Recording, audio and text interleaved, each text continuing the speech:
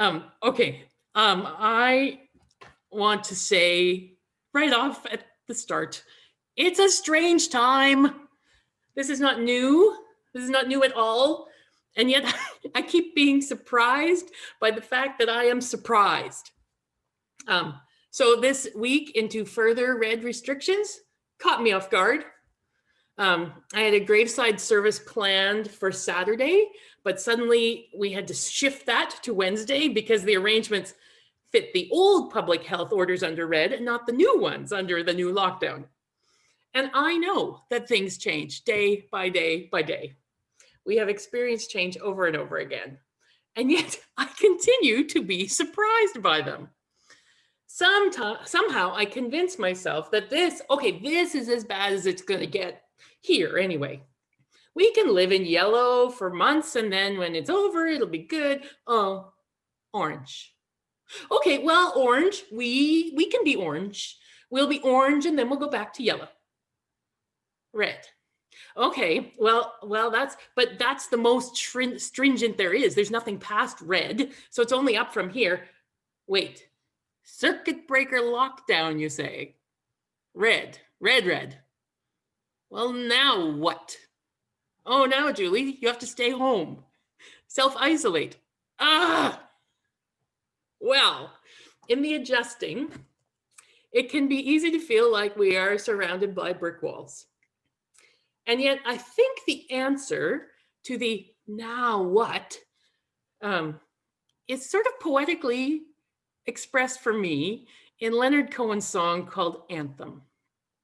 The chorus says this: ring the bells that still can ring.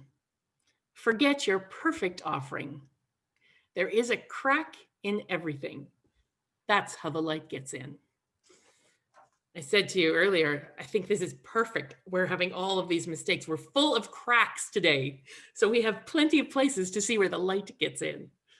And I am struck by the idea that there are still bells that can ring, even when we're told not to ring any bells. When all the bells are being put away and all the bells are being silenced, there are still bells to ring. It's kind of like the words of the prophet that we heard earlier. I don't know how familiar you are with Habakkuk. Maybe a little backstory is in order. We don't really actually know very much, if anything, about Habakkuk. But the story that Habakkuk tells is of the land and the people of Judah in a very challenging time. Judah has evidently faced first a whole lot of corruption and then invasion. And from the references in the text, it seems like they wrote it when the Babylonian armies were ravaging Judah before the fall of Jerusalem in 587 BCE. And it would have seemed to God's people that their world was on the edge of complete disaster. So much of the book of Habakkuk, which is a prayer prophecy, is a variation of Habakkuk saying to God, what the heck is going on? God, why are you silent? Why are you allowing this to happen? How are we going to survive this? And there are points in his conversation with God where he muses about how they perhaps have brought some of the injustices on themselves. He can see how some of the corruption is a consequence of the arrogance of God's people and their unwillingness to follow God's leading. Still, Habakkuk cannot understand or abide the misery and the suffering that he sees everywhere around him. And the book of Habakkuk doesn't really have an answer exactly. Certainly not a satisfying answer for any of us who want to feel like we should be able to overcome anything and control our destiny, who act as if we are immortal and don't want there to ever be an end. But Habakkuk does come up with some answers for himself, answers for those who know that life is fragile and unpredictable, but want to figure out how to truly live in the midst of whatever life sends their way. He trusts that if he and his people can keep the faith, that God will be with them. He trusts that they will survive until the end, whatever the end may be. And he concludes his prophecy by finding reasons to find joy and be thankful. Here's a different translation. Though the cherry trees don't blossom and the strawberries don't ripen, though the apples are worm-eaten and the wheat fields stunted, though the sheep pens are sheepless and the cattle barns empty, I'm singing joyful praise to God. I can take heart, I can gain strength, and I can find joy in God who saves me. Ring the bells that still can ring. Forget your perfect offering. There is a crack in everything, and that's where the light gets in. When things don't go as we wish, what some of us need to do is let go of the high expectations we're holding. Forget the perfect offering. Stop worrying about the bells that will not be rung. And even more, look for the light. Look for the light that is shining through the mistakes and the brokenness and the frailty. I think that's where and how Habakkuk discovered his joy in the end.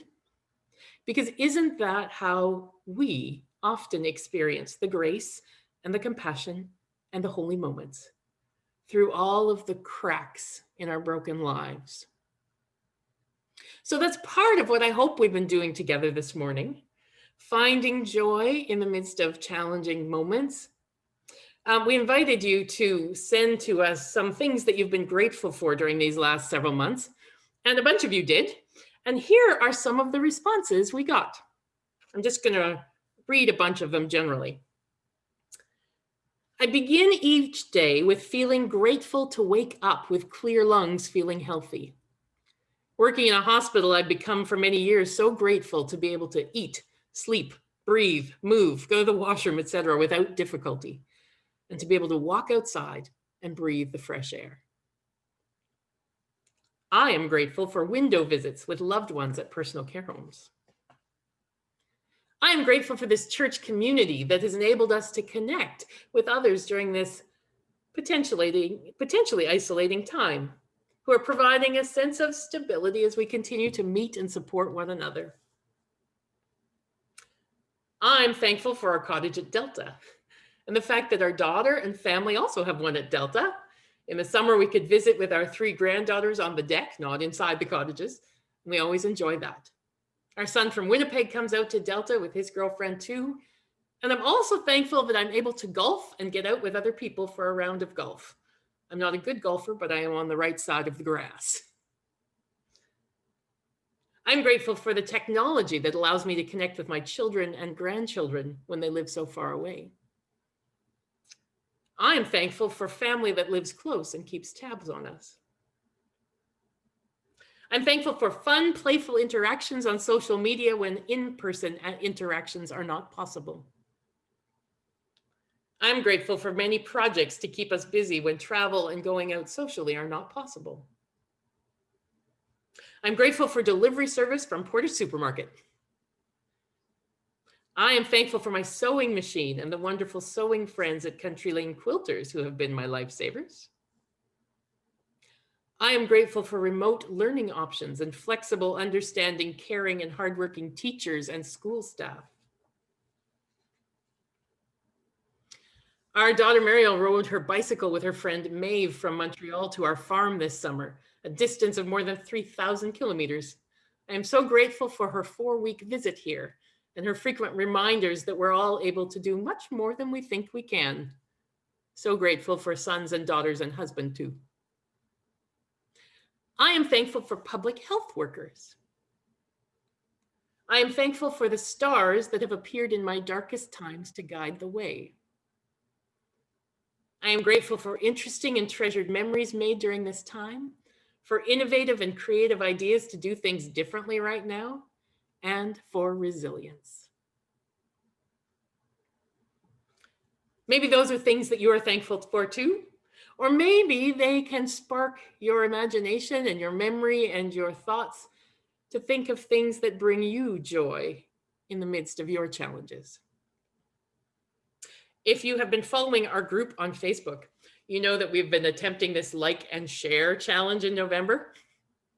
And because of that, I've been trying to find some interesting extra things to post, give people something to read or like or share.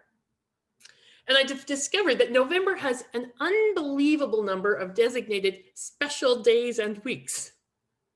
And I've discovered, for example, that it is pomegranate month. I don't know if every fruit has a month, but pomegranates have this month. And they're not a fruit that is grown around here, but they do grow in the land where Bible stories were first told. And I suspect that many of us read about pomegranates long before we saw one in person. If there are any of you who have not seen one in person, this is what they look like.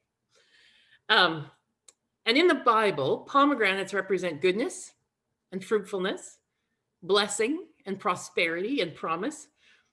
Some people think that they were the fruit that was on the tree of knowledge of good and evil that's referenced in the story of the book of Genesis about the Garden of Eden. And the juicy flavor and the ruby color glisten not in the flesh of the fruit, but around the seeds of the fruit. And I think there's a metaphor there somewhere that I just haven't yet explored. But what I'm noticing today is that the goodness is found inside fruit that often looks battered and beaten up. This is no perfect offering. But in the middle of this strange and bruised fruit, there is something quite delightful.